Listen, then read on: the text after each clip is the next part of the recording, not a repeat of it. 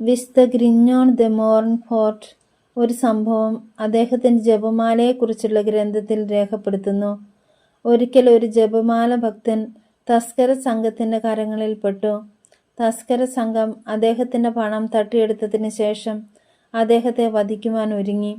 മരിക്കുന്നതിന് മുമ്പ് 15 മിനിറ്റ് സമയം പ്രാർത്ഥിക്കുവാൻ അവസരം കൊടുക്കണമെന്ന് അദ്ദേഹം അഭ്യർത്ഥിച്ചു.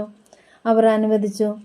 ജപമാല ഭക്തൻ ഉടൻ തന്നെ കൊന്തയെടുത്ത് ജപമാല ആരംഭിച്ചു.